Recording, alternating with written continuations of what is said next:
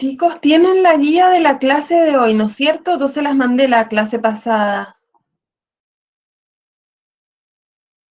La 3.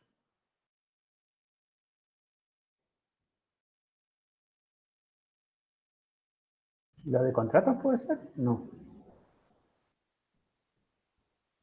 La de derechos y obligaciones.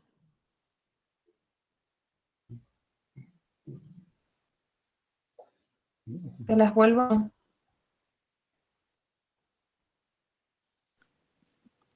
Profe, es la que dice derechos y deberes del empleador y trabajador. Sí, esa. Sí, está subida al grupo. La tienen. Sí, profe, está subida. Ah, bien, listo. Sí, veo, esa es.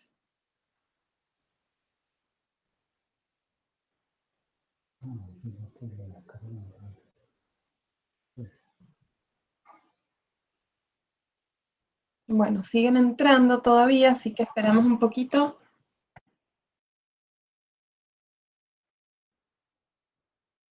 Me está funcionando, Samuel, que me preguntabas la otra vez, no sé bien qué hice. Yo seguí las indicaciones de Gabriel y anda.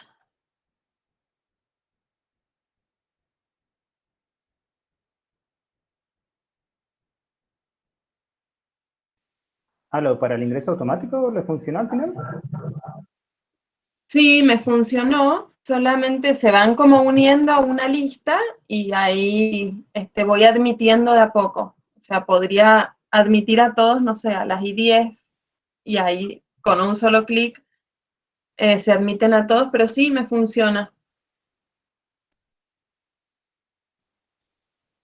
Pero igual es como que usted tiene que autorizar que entren, no es como que entren automáticamente todavía. Claro, exactamente, los autorizo. Se ponen como en una lista, te muestra la lista de los que quieren unirse. Ahora, por ejemplo, admito y admito a uno, porque es el que estaba en la lista, pero en la primera vez se juntaron 20 y pico. Pero bueno, es más fácil. No me cierro porque creo que debería ser automático, no debería estar usted aceptándolos. Igual puede aceptar por cantidad, pero Sí, creo que no era la gracia de la cuestioncita. Bueno, después pero voy es a ver mejor qué puedo que hacer. la otra, te digo, ¿eh? Me imagino.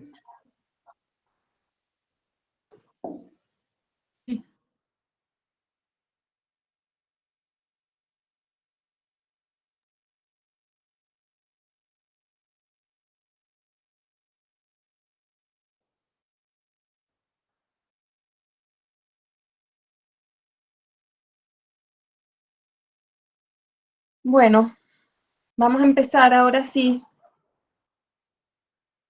A ver, voy a compartir.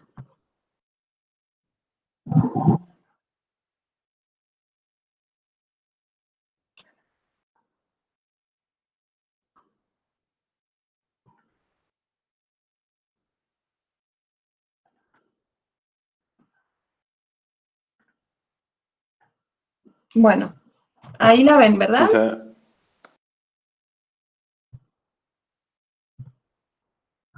Perfecto.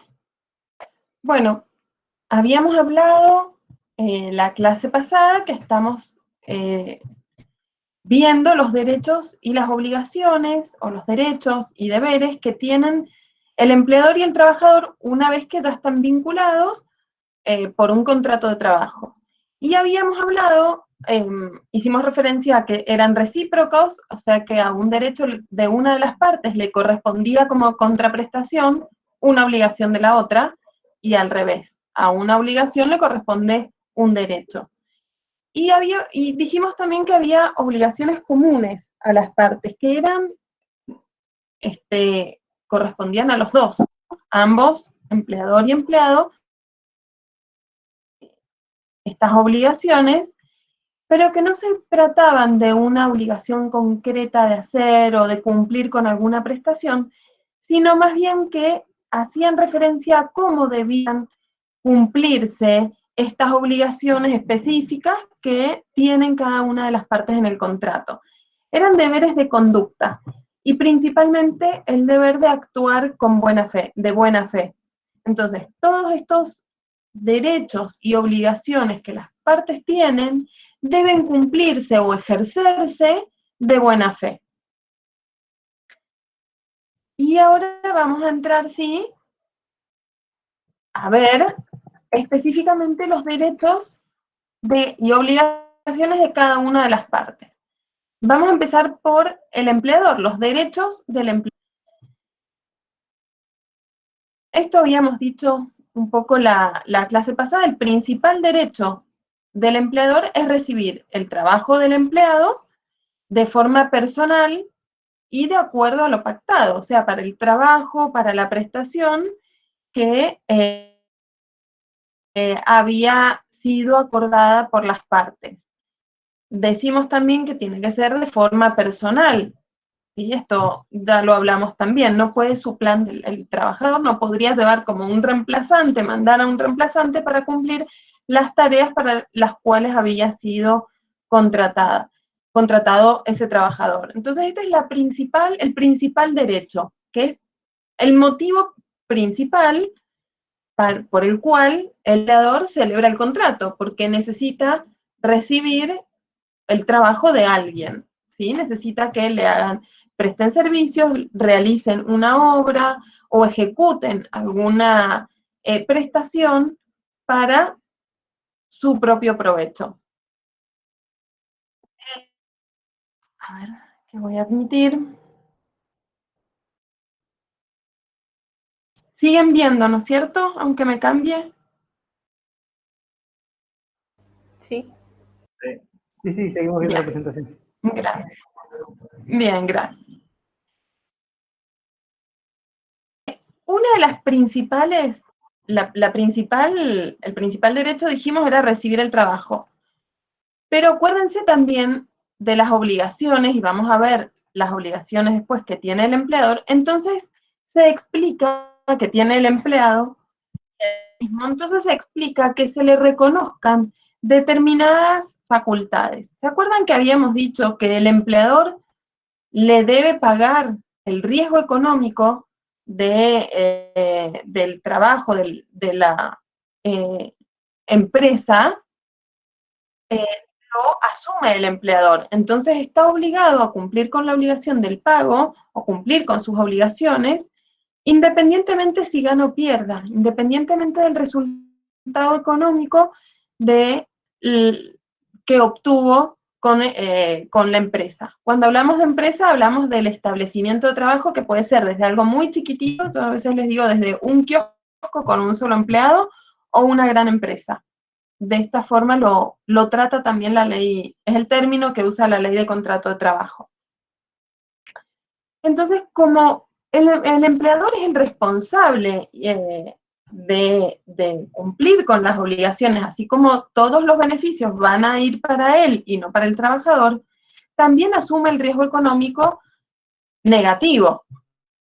Es por esto que la ley le reconoce ciertas facultades o le otorga ciertas facultades para que pueda organizar y tenga el menor riesgo o intentar que no tenga pérdidas en su establecimiento. Entonces, como asumen que el empleador es el que sabe, o el que va a asumir el riesgo al menos, se le reconoce la facultad de organización. Esto quiere decir que él es el empleador, es el que va a determinar o organizar tanto los medios económicos como humanos que tenga a su cargo y disponer tanto cómo se va a trabajar, las modalidades de la prestación, cómo se va a hacer el trabajo,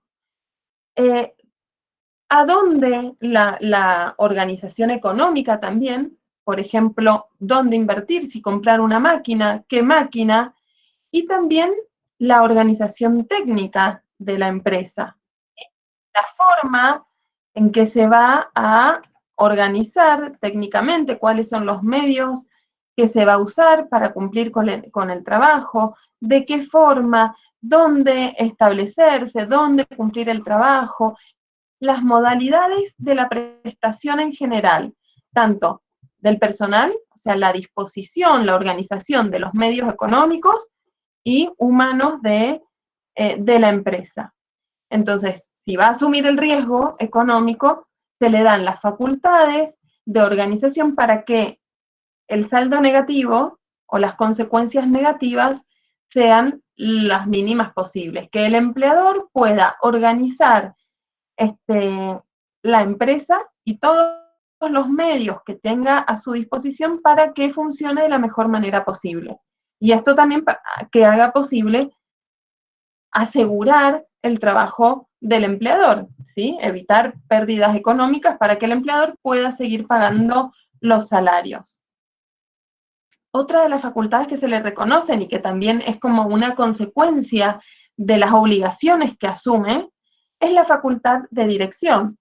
Esto es que un poco una consecuencia de la anterior. El empleador tiene la facultad de organizar todos estos medios, cómo hacer la tarea, qué maquinaria se usan, de qué forma, dónde, cómo hacer el trabajo.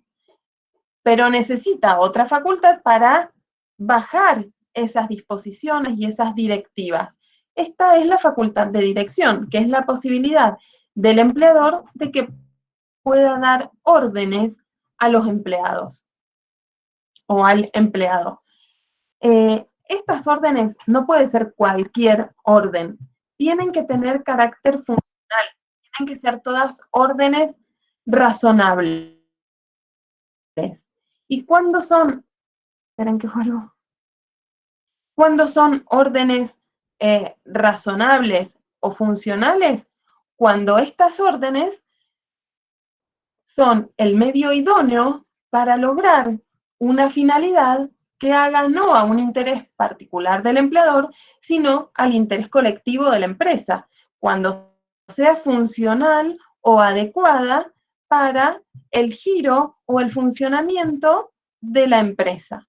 Entonces no va a poder dar órdenes, no se ampara o no tiene la facultad de dar órdenes discrecionales o que sean arbitrarias, y estas son aquellas que se desvían del objetivo de la empresa o de aquello del interés colectivo de la empresa, o que no sea acorde a lo que fue pactado entre el empleador y el empleado de cuál iba a ser la prestación que iba a cumplir ese empleado, ¿sí?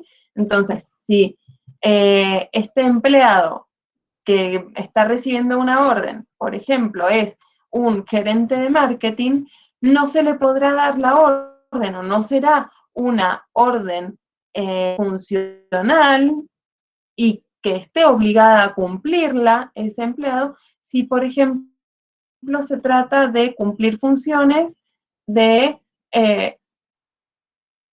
el cadete, ¿sí? De una categoría, actividades correspondientes a una categoría que no corresponde a la que efectivamente tiene. Y al revés igual, al cadete no le podría pedir tomar decisiones que le correspondan al gerente de marketing, por ejemplo.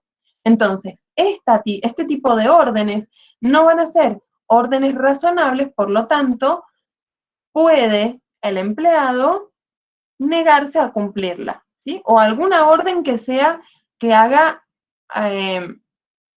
específicamente o que sea ajena por completo a la empresa. Por ejemplo, mandar a buscar a los hijos a la escuela, ¿sí? Si no ha sido contratado para eso la persona. Entonces, el director no le podrá pedir al gerente de marketing o al cadete, si es que no fue contratado para eso, ir a hacer trámites personales, por ejemplo. Siempre y cuando, repito, no haya sido contratado para eso. Otra consecuencia lógica también, lo que venimos hablando de la facultad de organización de dirección y de la obligación que tiene el empleador, que es de pagar el sueldo de los empleados, es la facultad de control, que es también una consecuencia lógica o una derivación de las anteriores. Puede organizar la empresa para organizarla y disponer cómo las modalidades de la prestación, cómo se va a trabajar, cuáles son cuál será la modalidad técnica, necesita dar órdenes, pero una vez que dio esas órdenes, se le conoce al empleador la facultad de control para verificar justamente si el trabajo se está haciendo de conformidad a las directivas impartidas.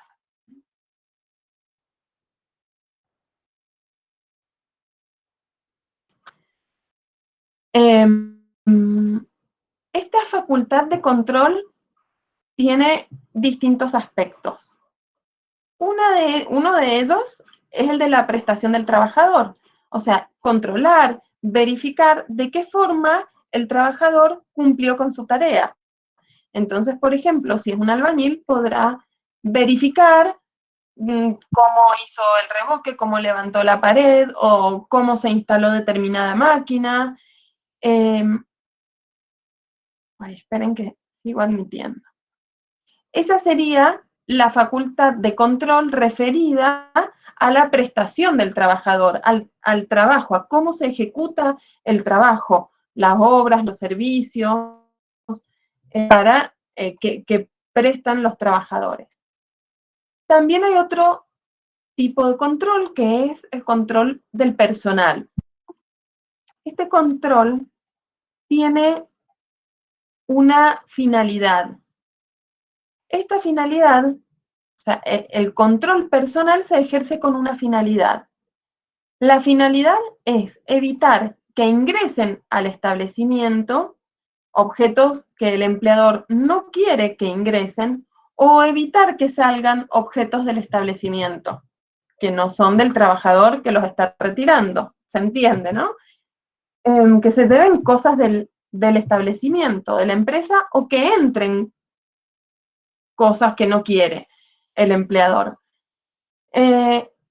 Entonces, este control, el control, si se desvía del objetivo, que es evitar esto, va a ser un control arbitrario, no va a ser una facultad que se está ejerciendo de conformidad con las facultades reconocidas al empleador.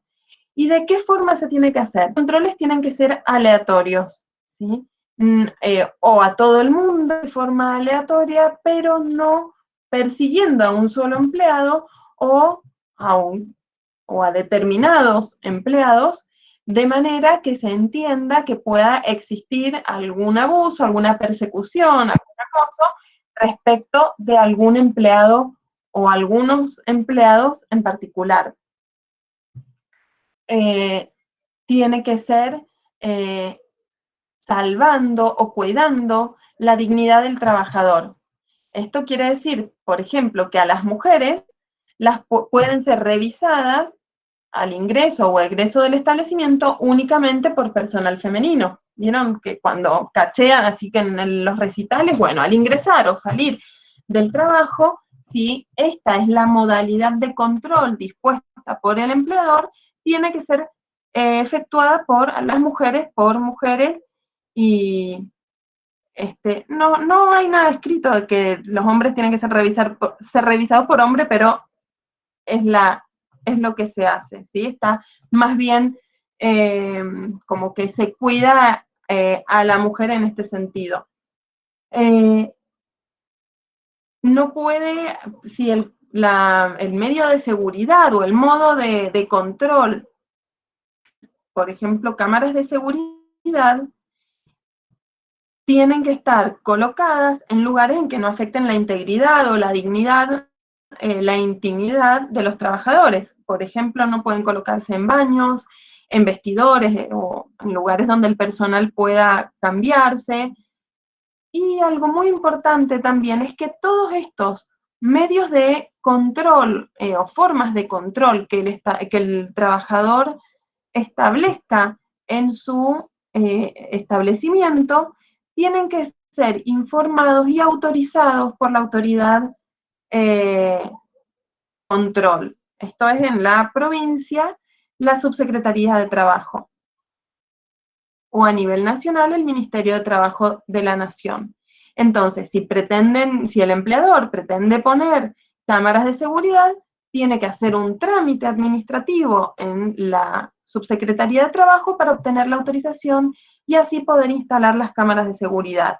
Igual con el control horario, ¿sí? Para si va a usar un control horario informatizado o alguno o el que sea que no sea de firmar la planilla o que no haya ningún control, que el control lo ejerza él personalmente, el empleador personalmente, cualquier tipo de control del registro de horario tiene que estar aprobado por la autoridad de aplicación, por la Subsecretaría de Trabajo.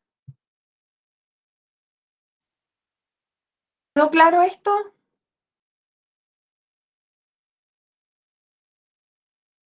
Otro de los, si tienen preguntas me van interrumpiendo. Otra de las facultades de control o de las manifestaciones que tiene esta facultad, este derecho, es el de control médico. El trabajador cuando se enferma tiene el derecho de gozar de licencia por enfermedad. Para acreditar la enfermedad, el trabajador va a tener que presentar un certificado médico. Entonces, la ley le reconoce al empleador la facultad de que el empleado que ha comunicado que no concurrirá a prestar servicios por algún inconveniente de salud, tiene la facultad de ser revisada, de hacer revisar al trabajador por un médico de su confianza. Entonces, esta es otra de las derivaciones de la facultad de control. A veces pasa que el médico del trabajador y el médico del empleador no están de acuerdo, ¿sí? Hay divergencia entre ambos médicos, supongamos, y pasa a veces con las licencias psiquiátricas, enfermedades que son más difíciles de probar, que no es un hueso roto, ¿sí? Entonces, supongamos que el empleador tiene un empleado con alguna licencia por una enfermedad psiquiátrica o psicológica y evaluado por el médico de confianza del empleador, le da el alta, le da el alta. Para el médico del empleador, por ejemplo, el empleado ya estaría en condiciones de prestar servicios.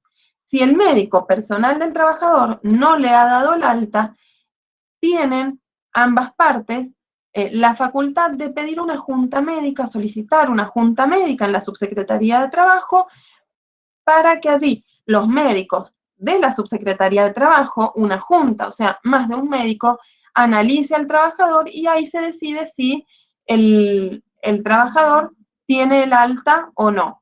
Y podría ser al revés, algún trabajador que quiere volver a trabajar y el médico de la empresa o de confianza del empleador entiende que todavía no está apto para volver y esto puede ser un perjuicio también para el empleador que no quiera que sufra algún accidente o que la salud del trabajador empeore por prestar servicios cuando aún no tenía el alta, ¿sí? Puede ser, puede ocurrir de las dos partes, o podría ser también con que no estén de acuerdo, no ya con la ausencia o no de la enfermedad, sino con el tiempo de licencia que se le recomienda. Entonces, cualquier divergencia, el empleador tiene la facultad de controlar o de verificar el estado de salud del trabajador y cualquier divergencia podría solucionarse en la Subsecretaría de Trabajo solicitando una junta médica. Otra de las facultades es el poder reglamentario, o sea que el empleador tiene la facultad de dictar reglamentos. Esto es normalmente o es frecuente en aquellas empresas más grandes en las que es difícil tal vez bajar órdenes de forma directa, impartir las órdenes de forma directa, o en que hay estándares como más precisos de cómo cumplir el trabajo. Entonces se podría reglamentar desde, por ejemplo, si es un lugar de atención al público, desde las formas de saludar, desde el uniforme, los descansos, cuándo pueden tomarse, qué tareas corresponden a cada empleado de acuerdo al sector, qué hacer ante determinado inconveniente, a quién notificar, o sea, todos estos como protocolos de actuación o indicaciones más precisas que, repito, son como más frecuentes en establecimientos grandes. Por supuesto, para que el reglamento se cumpla, ¿qué hay que hacer? ¿Qué se les ocurre? Porque un incumplimiento puede ocasionar podría aplicar una sanción el empleador. ¿Qué se les ocurre que tiene que pasar para que el trabajador esté obligado a cumplirlo? Demostrarlo. Demostrar Comunicarlo. Eso. O sea, decirle a tu empleado qué es las bases y condiciones. Exactamente. ¿Han visto algo de consumo, las bases y condiciones? Bien, Victoria, lo que tiene que hacer el empleador cuando dicta un reglamento es hacerlo conocer, comunicárselo a los empleados. Entonces, en el momento del ingreso, cuando el empleado ingresa a trabajar, ahí se le comunica la existencia de este reglamento. Entonces, ustedes, empleadores, atención, que esta comunicación tiene que ser fehaciente. Entonces, tienen que dejar un registro de que el trabajador, una constancia por escrita, con la firma del trabajador, de que recibió el reglamento para que esté en conocimiento de cuáles son las normas que tiene que cumplir, para que conozca el reglamento. Y supongamos, si durante el transcurso del vínculo el reglamento es modificado, esta modificación también tiene que ser notificada a los empleados. Entonces, un reglamento o una orden específica diferente que altera sustancialmente el vínculo tiene que ser notificada a los empleados. Y esta notificación tiene que quedar acreditada. Entonces, si ustedes son empleadores, asegúrense de tener esta notificación, una constancia de la notificación, ¿sí? Siempre por escrito, con la firma del trabajador que se da por notificado.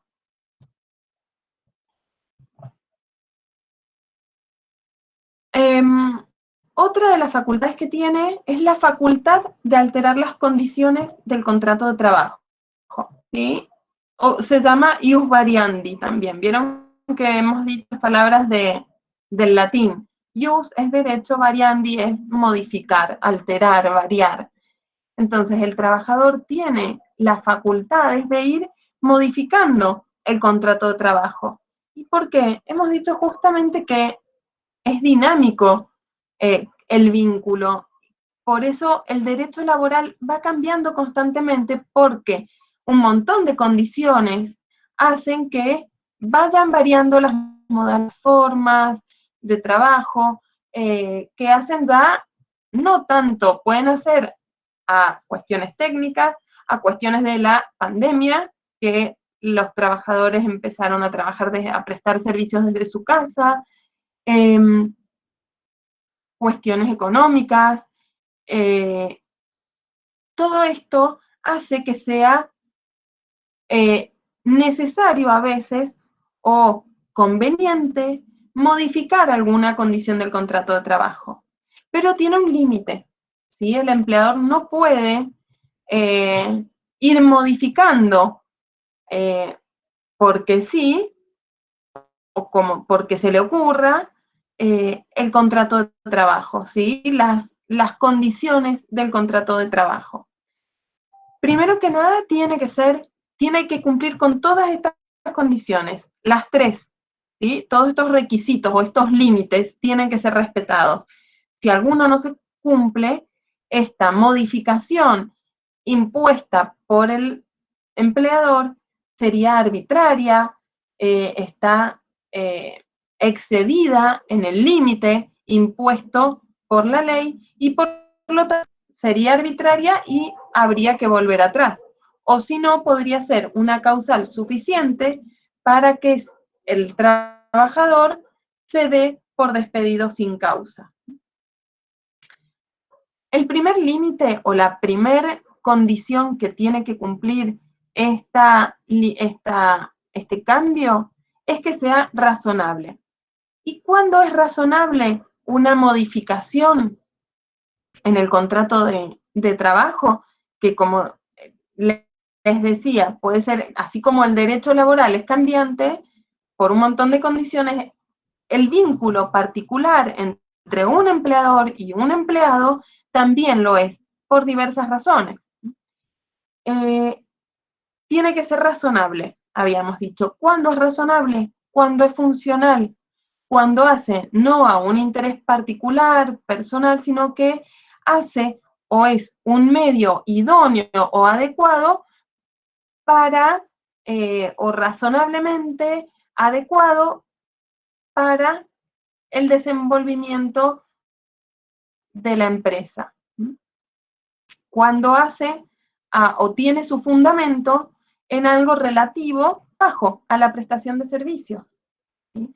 Entonces, por ejemplo, el empleador va a abrir una nueva sucursal, entonces le cambia, le modifica la alteración que pretende hacer, o la modificación sería cambiar de lugar de prestación de servicios. Entonces, en lugar de cumplir funciones, servicios en la sucursal de Godoy Cruz, cumpliría funciones en la sucursal del centro. Esta sería una modificación. Pero hay otro límite, es que, y como vemos acá, la alteración hace netamente a algo funcional, ¿sí? Cumplir funciones en otro establecimiento. Otro límite sería que no se puede modificar condiciones esenciales del contrato de trabajo. Y estas condiciones esenciales hacen a las que algunas son esenciales para todo el mundo, por ejemplo, el salario, nadie puede poner en tela de juicio que ha sido algo esencial al momento de tener de celebrar el contrato, o la categoría, ¿sí? A la persona a la que contratan le dicen cuál es la categoría y obviamente ha sido una condición esencial. La jornada, porque además la jornada, si se alarga o se acorta, podría alterar el salario también. Altera en detrimento una alteración que no sería posible cuando es una disminución del salario, ¿sí? Si lo que se hace es un aumento del salario, obviamente todo aquello que haga a ampliar derechos del trabajador puede hacerse sin ningún inconveniente. O sea, lo que estaría vedado sería la reducción del salario, bajar la categoría, disminuir la jornada, porque además implicaría una reducción salarial, o ampliarla, porque tal vez, a eso les quería decir, que hay algunas condiciones que nadie puede poner en tela de juicio o discutir que fueron tenidas especialmente en consideración para celebrar el contrato. Pero hay algunas que puedan hacer específicamente a ese trabajador qué fue lo que ese trabajador tuvo en cuenta o para él era una condición esencial en el trabajo. Entonces, por ejemplo, para una persona que tiene a cargo, que tiene hijos menores y que los chicos van a la escuela en la mañana y por eso aceptó trabajar 6 horas u 8 horas durante la mañana, el cambio de jornada y cumplir servicios en la tarde, por ejemplo, sería una condición esencial, porque se había organizado familiarmente para ir a trabajar cuando sus hijos estén en la escuela. Entonces, sí, lo que el empleador pretende alterar es la jornada y le cambia de jornada o el horario de prestación de servicios cuando no tiene quien le cuide a sus hijos o cuando tendría que pagar a alguien para que cuide a sus hijos, esto sería un elemento o una condición esencial que ese trabajador en particular tuvo en cuenta al celebrar el contrato. ¿Sí? El lugar de trabajo. El ejemplo que les di era sencillo porque, a ver, no hay mucha diferencia entre cumplir funciones o concurrir a trabajar a Godoy Cruz que al centro. Pero, ¿qué pasa si le dicen te traslado a la sucursal de Malargüe o a la sucursal de La Rioja? Entonces, esto sí sería una condición esencial porque implicaría otros gastos, otra organización familiar o una mudanza, ¿sí? Entonces, esto sí podría alterar este cambio, podríamos considerarlo esencial. Entonces, este punto, así como el siguiente, no tienen que ser considerados en abstracto, sino más bien si afecta especialmente a ese trabajador. ¿Cuál es el otro punto que es infranqueable, que no puede ser alterado? Bueno, que ese cambio afecte intereses materiales o morales del trabajador. ¿Esto qué quiere decir? El de los intereses materiales, bueno, vimos que si se altera, si el cambio de horario implica pagar una niñera o alguien que cuide a los hijos, se está afectando. Va a implicar un gasto de dinero que no tenía contemplado en las condiciones anteriores. Entonces el empleador podría plantear que no puede o que está en desacuerdo en el cambio de funciones por la forma en que esto lo afecta. O algún interés moral del trabajador, ¿sí? Que preste servicios con alguien, por ejemplo, que tiene una enemistad manifiesta.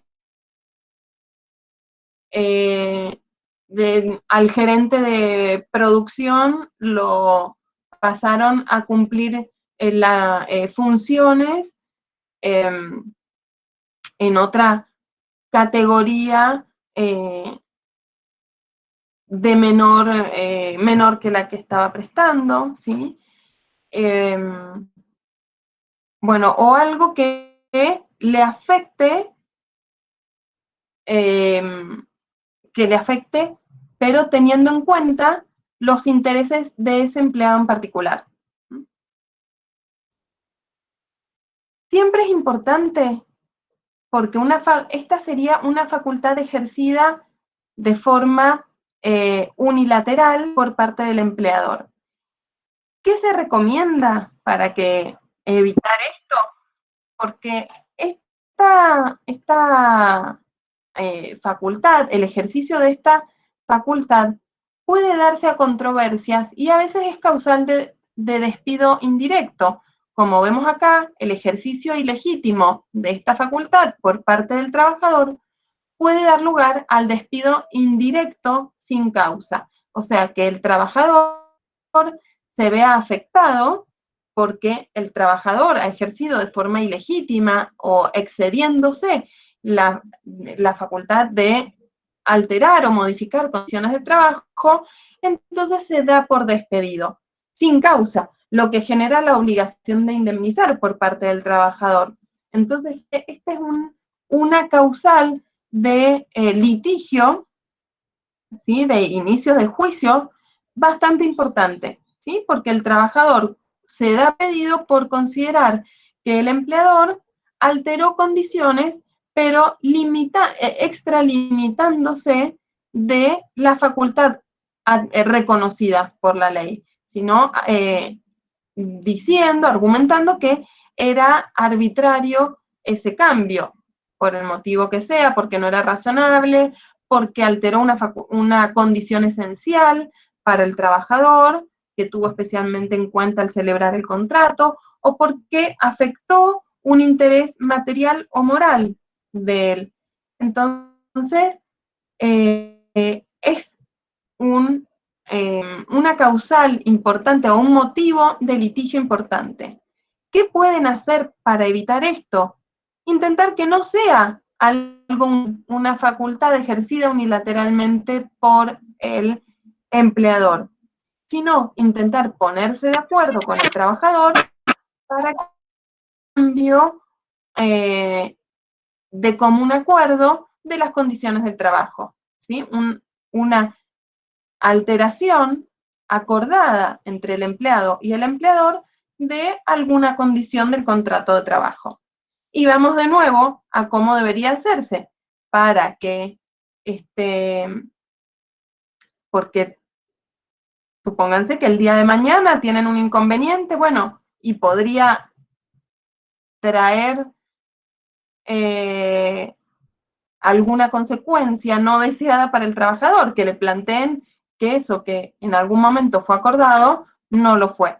Entonces, cuando ustedes vayan a alterar, lo ideal sería cuando las partes se pongan de acuerdo, empleador y trabajador, el empleador, para asegurarse de acreditar que esto fue por mutuo acuerdo de las partes, deberían dejar una constancia escrita de que de común acuerdo se ha dispuesto, por ejemplo, el cambio de sucursal, el cambio de horario, ¿sí?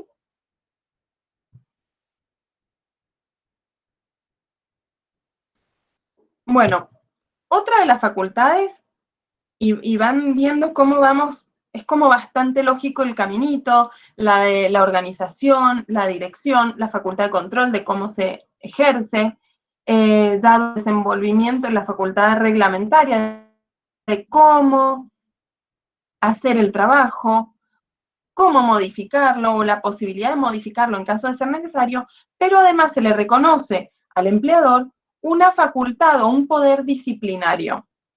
Esto es para cuando el empleador quiere sancionar o no admitir una conducta, un incumplimiento por parte del trabajador. Entonces, ya sea por no acatar una orden, por no cumplir una orden o por algún otro incumplimiento que haya cometido el empleado. Las sanciones que puede aplicar el trabajador son únicamente las sanciones que la ley de contrato de trabajo admite. Estas son apercibimiento, suspensión o despido con causa. El apercibimiento es simplemente un llamado de atención. Para no pasar desapercibido, para que no pase desapercibido y para que no consentir un determinado incumplimiento del trabajador, pero que no tiene la suficiente entidad, no es lo suficientemente grave como para imponer o aplicar una sanción más grave, como podría ser la suspensión. La suspensión implica que el trabajador no preste servicio, ¿sí? La suspensión es la prestación de servicios. La suspensión puede aplicarse entre 1 a 30 días como máximo por año de suspensión. Por supuesto que implica que el trabajador en esos días de suspensión que tenga como impuesta como sanción, que no implica que no va a cobrar el sueldo. Entonces se le van a descontar de su sueldo aquellos días que no prestó servicio por haber sido suspendido por una cuestión disciplinaria. ¿Y esto por qué? Porque no prestó servicio justamente por una causal imputable al propio trabajador. Y por último está el despido con causa. y esto es para cuando el incumplimiento es tan grave que no hace posible que continúe el vínculo laboral. ¿Cuáles son los requisitos? Que si bien se le reconoce la facultad disciplinaria, pero fíjense que la ley, igual que en el caso anterior, pone límites. Esto es, primero, la contemporaneidad. Esto quiere decir que la sanción sea contemporánea al hecho o al incumplimiento que se quiere sancionar, que no quiere consentirse. La ley no dice cuándo es contemporáneo, no dice desde el incumplimiento tiene 3 días, 5, 10.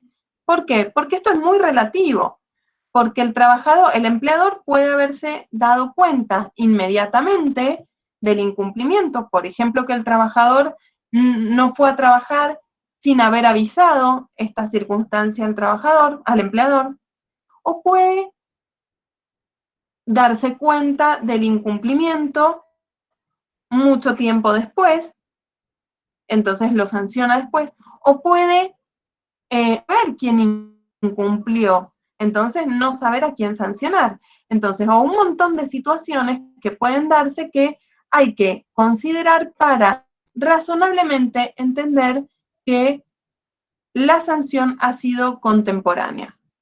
Si no es contemporánea, si ya pasó mucho tiempo, supongamos, el trabajador faltó sin avisar y el empleador al mes siguiente le impone una sanción por ese incumplimiento, va a ser extemporánea.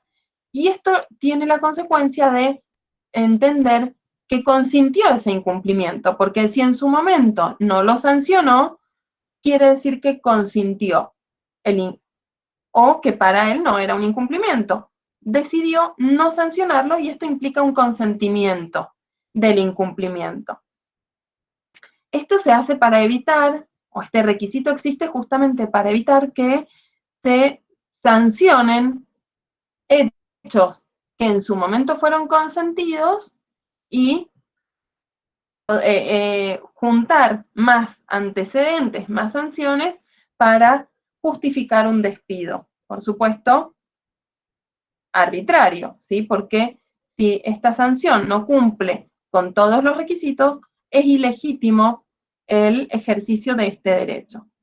Entonces, acuérdense, uno de los principales deberes, que es el deber de buena fe, de actuar de buena fe. Entonces, la ley no va a proteger esto. Y acá se ve claro también que esta facultad, no solamente la ley dispone de cómo debe ejercerse, sino que también está guiada por el deber de actuar de buena fe. Otro de los requisitos que tiene que cumplir es la proporcionalidad. Esto quiere decir que el hecho cometido tiene que, o se lo puede sancionar con, en proporción, tiene que haber una adecuada proporcionalidad entre el incumplimiento y la sanción impuesta. Entonces, podría el empleado discutir esta sanción por ser desproporcionada, por ser demasiado grave para el incumplimiento cometido. La ley de contrato de trabajo no tiene una tablita que diga para este incumplimiento o para esta acción le corresponde o está habilitado el empleador a aplicar determinada sanción. Porque incluso fíjense que un mismo incumplimiento puede tener distintas sanciones. Por ejemplo, en un mismo empleo incluso. Por ejemplo, un empleado que llega tarde y no avisa, o avisa, pero igualmente llega tarde. La primera vez, nada. La segunda, el empleador tal vez, estamos hablando en un mes, por ejemplo. La segunda vez en el mes, el empleado le aplica un apercibimiento. La tercera, otro apercibimiento. La cuarta le puede imponer un día de suspensión. Supongamos que vuelve a llegar tarde dentro de ese mismo mes. le podría aplicar 2 días de suspensión y vuelve a llegar 1 o 2 veces más tarde. Entonces, teniendo en cuenta esos antecedentes, que el empleador continuó cometiendo el mismo incumplimiento, haciendo caso omiso del no consentimiento de este incumplimiento por parte del empleador, podría incluso justificar un despido, y más si tuviera otro tipo de sanciones. Pero, si este mismo incumplimiento lo comete otro empleado, pero durante el lapso de 3 años, supongamos, llegadas tarde en 3 años, por supuesto que no va a ser la misma sanción que se le imponga a uno que a otro, aunque sea el mismo incumplimiento. ¿Se entiende lo que quiero decir? Que depende de un montón de factores y que no hay como una tablita que a determinada acción le corresponde determinada sanción. ¿Queda claro?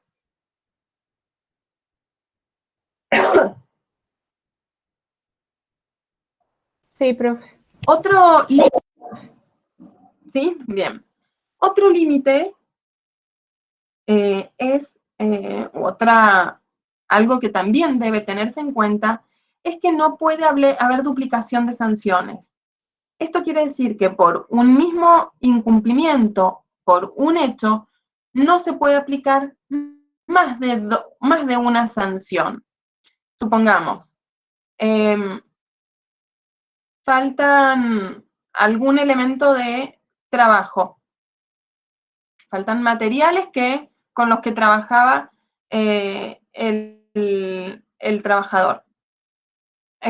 No se le podría aplicar una sanción de suspensión, por ejemplo, suspensión con aviso de despido, y por esta sanción el empleador decide despedirlo por la acumulación de sanciones que tiene. ¿Se entiende? Porque si no, el mismo hecho lo estoy sancionando 2 veces. Algo muy importante también, y acá ustedes como empleadores, pero también como trabajadores, bien atentos tienen que estar, que la causa de la sanción, o sea, el incumplimiento en el que habría incurrido el trabajador, tiene que estar manifestada, expresada en forma bien clara y con la mayor cantidad de detalles posible. Esto es por 2 motivos, y unido también al elemento que sigue, que es que la comunicación de esta sanción tiene que hacerse por escrito. Están interesadas las 2 partes. Primero, el trabajador, para asegurarse de que la sanción ha sido impuesta correctamente. Entonces, supongamos que el día de mañana el trabajador dice que ese despido con causa, que sería una sanción, ha sido injustificado, que en realidad es injustificado porque él no cometió el incumplimiento que él no cometió ese hecho por el que se lo sancionó, o que no fue tan grave como dijo. Entonces, si el empleador expresa de forma bien clara y con la mayor cantidad de detalles posible, esto hace posible que el empleador pueda luego acreditar que fue sancionado de forma correcta. Por ejemplo, que el hecho existió o que sí lo cometió ese empleado. También pueden agregar si hay testigos o la mayor cantidad de detalles posible. Si la causal del incumplimiento es, por ejemplo, haber golpeado a un superior. Bueno, la mayor cantidad de detalles posible. O si faltaron elementos de trabajo y se lo despidió por injuria grave, por no tener más confianza en ese trabajador. Todos los detalles de los elementos que faltaron, o del elemento que rompió intencionalmente, por ejemplo, o la sanción de llegar tarde el día que cometió ese incumplimiento, el horario que llegó, si había testigos, todo eso tiene que estar bien detallado. Y a la vez hace posible el derecho de defensa para el empleado, poder cuestionar esta sanción, porque si la sanción es vaga y no tiene detalles, ¿cómo puede defenderse? No puede defenderse el empleado de algo que no está lo suficientemente claro para que él pueda argumentar en contra. Entonces, es muy importante. ¿Y cómo lo expresamos? Bueno, por escrito. Entonces, esta sanción, la que sea, ya sea el apercibimiento, la suspensión o el despido, tienen que ser comunicados al trabajador por escrito. Esta comunicación, para que haya constancia de la recepción, tiene que ser firmada por el trabajador. Podría ocurrir, y si hay testigos, también sugiero que también los hagan firmar, sobre todo cuando vean que es un vínculo medio conflictivo. Lo que abunda no daña, porque el día de mañana también esos testigos podrán ser testigos en un eventual juicio.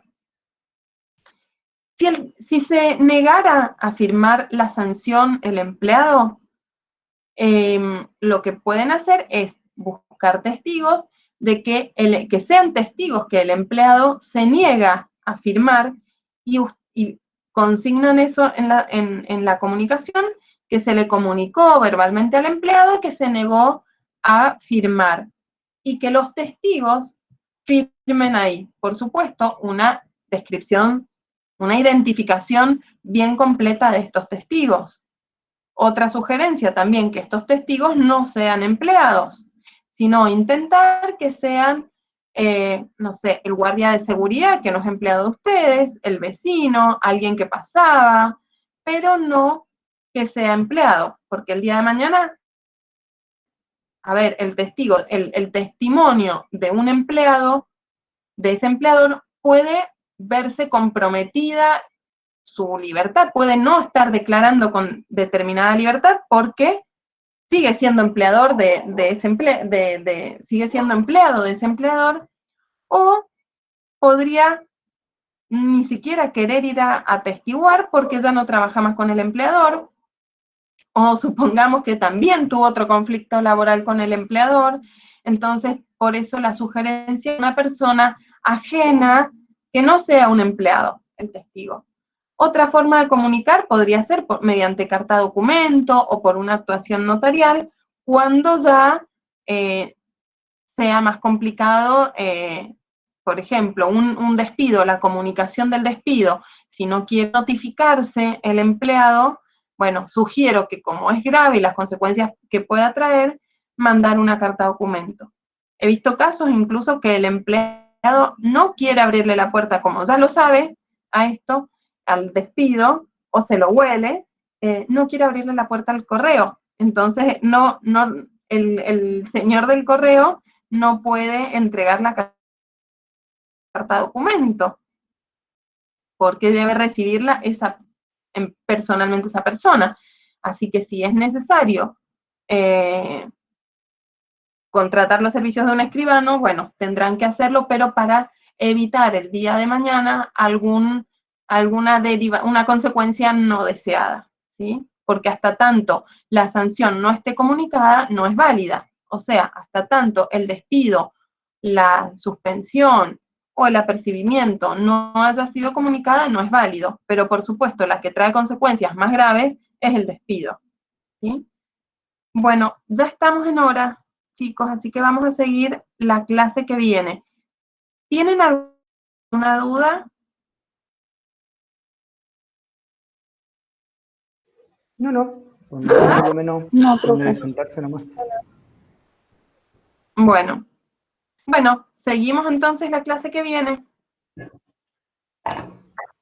Ok. Perfecto, profe. Gracias. Chao, profe. Muchas gracias. Chao. Gracias, profe. Chao, que tengan buena semana. Chao, profe. Yo